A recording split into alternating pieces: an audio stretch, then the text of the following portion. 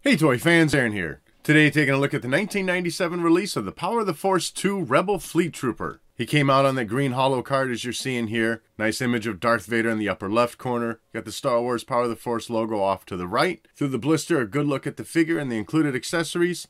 And then on the left side is going to be your holo sticker of the Rebel Fleet Trooper. You could peel that off, reveal a color photo underneath if you wanted to. And then here's a look at the back side, where on the top you have your information about the Rebel Fleet Trooper, his height, status, classification, affiliation, weapon of choice. Within the background of that is an image from the movie. Gets you a nice look at the Rebel Fleet Trooper. Bottom half of the card are your various other figures and vehicles that were also available in the line at that time. And then a checklist of even more action figures that weren't pictured. Taking a look at the figure out of the packaging, and alright, I think it's well known that the figures at the beginning of the Power of the Force line, or when this came back on the shelves in '95, they were He-Man figures. And that's definitely what we're getting here, is a very over-exaggerated Rebel Fleet Trooper on steroids. For what they were giving us in the line at the time, though, this figure did blend in quite well. So kind of keeping that in mind, that is how the figures looked for the time, I'm just going to leave it at that and base my thoughts on what they were trying to achieve, like I said, within that time frame.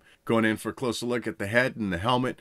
Overall, helmet has a very nice design to it. Now, they do have the antenna sculpted on his right side of the helmet, left as you're looking at it. I gotta say, I always thought it was on the opposite side. Looking at the image that's on the back of the card, it seems to be like it is also on his right side. Maybe that is a frame that was reversed from the movie. It certainly happened before, but as you can see, no actual antenna sticking out from the side, just a little raised out part. Otherwise, you just kind of got some lines in there sculpted on the side of the helmet. Carries the design that we saw in the movie. Dark gray coloring on top. Wish that was all black, but otherwise the shape and the way it should sit on the head is looking pretty good. And to note, the helmet is not removable. That's part of the sculpting on the head. Looking in closer though for the sculpting on the face. Detailing is pretty good. Very muscular, very toned cheekbones and face and stuff. Nice painting for the black strap of the helmet coming down around his chin with the white in front. Eyes are painted well, eyebrows, nice skin tone for the face. So there are some good aspects for the sculpting that we received. Getting into the chest, like I said, very muscular.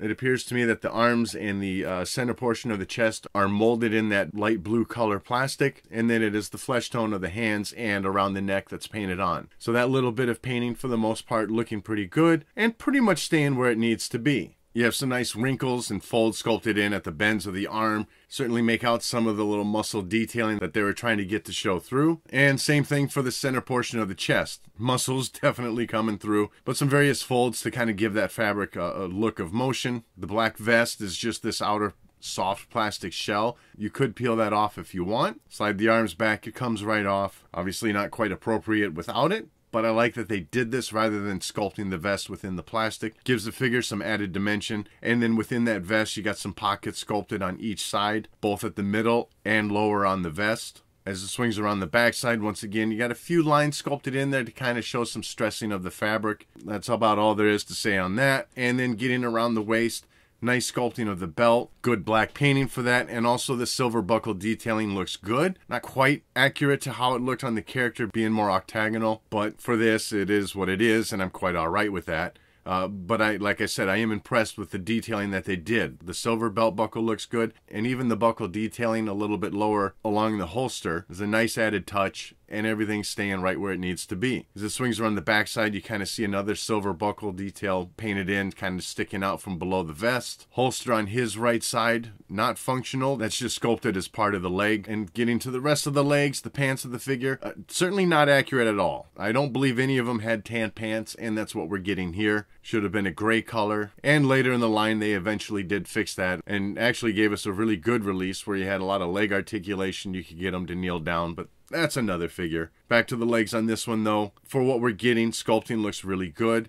Little bit of an action stance to him. Not quite the straight up and down legs, but you got a small bend in there. So he kind of has a little bit of a running look to him. That muscle definition is pretty well sculpted, I gotta say. And you got some subtle folds sculpted in around the kneecap and a pocket sculpted in on the side of his left thigh. Boots of the figure, pretty plain, but it certainly looks how it needs to. Decent dark gray color to it. And the figure certainly has no problem standing up. As for the articulation, the head can do a full swivel, both arms rotate at the shoulder, full swivel at the waist, and the legs swivel at the hip all the way forward and can go all the way back. As for accessories, you do get 2 of them for whatever reason, but I guess it's some added playability. First up, your standard Rebel blaster. Detailing to it looks certainly like it should, it's just awfully large, which I think pretty much all the weapons were in this line. They were very oversized. And to illustrate that even more, here's a look at the blaster that came with the Stormtrooper for the Carbon Freeze Chamber playset. Here's how far along we've come in 20-some years.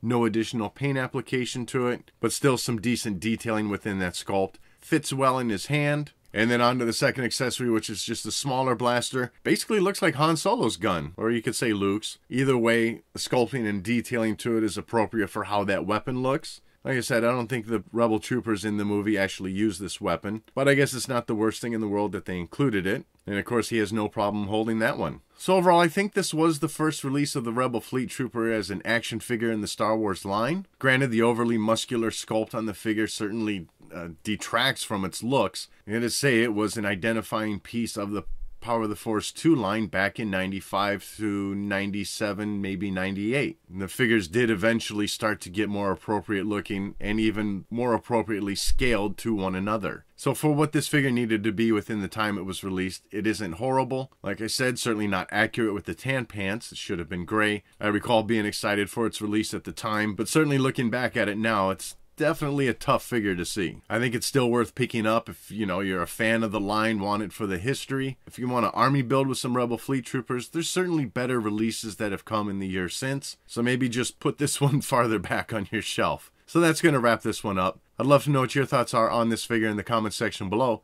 And as always, thanks for watching.